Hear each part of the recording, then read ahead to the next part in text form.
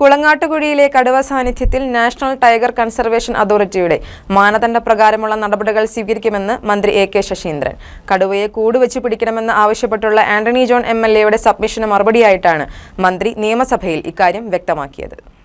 കുളങ്ങാട്ടുകുഴിയിലെ കടുവാ സാന്നിധ്യത്തിൽ national tiger conservation അതോറിറ്റിയുടെ മാനദണ്ഡപ്രകാരമുള്ള നടപടികൾ സ്വീകരിക്കുമെന്ന് മന്ത്രി എ.കെ. ശശീന്ദ്രൻ നിയമസഭയിൽ അറിയിച്ചു. കുളങ്ങാട്ടുകുഴി പ്രദേശത്തിന് സമീപത്തായി കണ്ട കടുവയെ കൂടുവെച്ച് പിടിക്കണമെന്ന് ആവശ്യപ്പെട്ടുള്ള ആന്റണി ജോൺ എം.എൽ.എയുടെ സബ്മിഷന് മറുപടിയായിട്ടാണ് മന്ത്രി സഭയിൽ ഇക്കാര്യം വ്യക്തമാക്കിയത്. എന്റെ മണ്ഡലത്തിൽ കഴിഞ്ഞ ഒരാഴ്ചക്കാലത്തിലേറെയായി അവിടെ കുളങ്ങാട്ടുകുഴി പ്രദേശത്തും സമീപത്തുമൊക്കെയായി കടുവയുടെ സാന്നിധ്യവും അതേ തുടർന്ന് ആ പ്രദേശത്തെ ജനങ്ങൾ വലിയ തോതിൽ ഭീതിയിലും ഭയപ്പാടിലുമാണ് സാർ ഇന്ന് ജീവിക്കുന്നത്. പോയിന്റ് മാത്രം പറഞ്ഞാൽ മതി. പോയിന്റ് മാത്രമാണ് സാർ, പ്രധാനപ്പെട്ട വിഷയമാണ് സാർ, എല്ലാം പ്രധാനപ്പെട്ടതാണ്. ഇവിടെ കുളങ്ങാട്ടുകുഴിയിൽ ഇറങ്ങിയ കടുവയേക്കാൾ ഭീകരമാണ് പ്രതിപക്ഷം ഇന്ന് സഭയിൽ ഇപ്പോൾ ഇവിടെ കാണിച്ചുകൊണ്ടിരിക്കുന്നത്. ഇവിടെ ഈ നാട്ടിലെ ജനങ്ങളുടെ വിഷയങ്ങൾ സാർ അവിടെ ഒരാഴ്ചക്കാലത്തിലേറെയായി ആ നാട്ടിൽ ഒരു ലോക്ക്ഡൌണ് സമാനമായ സാഹചര്യമാണ്. ജനങ്ങൾ രാത്രി പകൽ വ്യത്യാസമില്ലാതെ പുറത്തിറങ്ങാൻ കഴിയാത്ത സാഹചര്യത്തിൽ മുന്നോട്ട് പോവുകയാണ്. അപ്പോൾ അതുമായി ബന്ധപ്പെട്ടുകൊണ്ട് അവിടെ ഇറങ്ങിയിട്ടുള്ള കടുവയെ അടിയന്തരമായി കൂടുവെച്ച് പിടിക്കുന്നതിന് ആവശ്യമായ നടപടി എടുക്കണമെന്ന് ആവശ്യപ്പെട്ടുകൊണ്ടാണ് ഞാൻ ഈ സബ്മിഷൻ സഭയുടെ മുമ്പാകെ കൊണ്ടുവരുന്നത്. മേശപ്പുറത്ത് വെക്കുന്നു.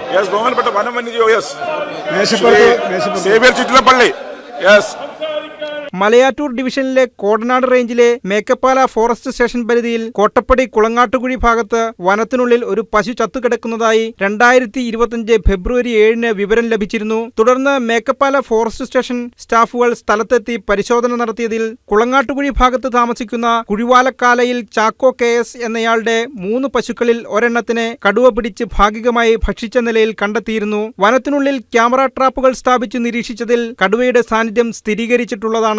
നിലവിൽ വനത്തിന് പുറത്ത് ജനവാസ മേഖലയിൽ കടുവയുടെ സാന്നിധ്യം റിപ്പോർട്ട് ചെയ്യപ്പെട്ടിട്ടില്ല.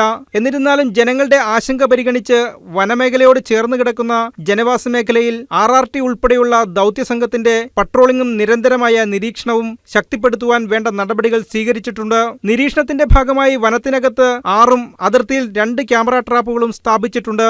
തെർമൽ സെൻസിറ്റിവിറ്റിയുള്ള ഡ്രോൺ ഉപയോഗിച്ചുള്ള നിരീക്ഷണവും നടത്തിവരുന്നുണ്ട്.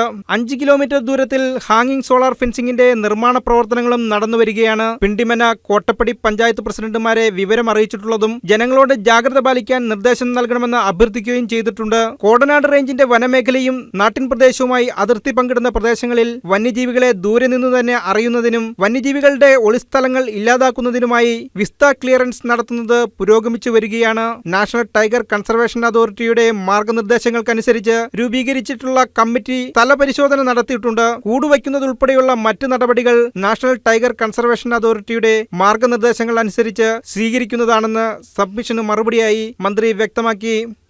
News desk KCV news.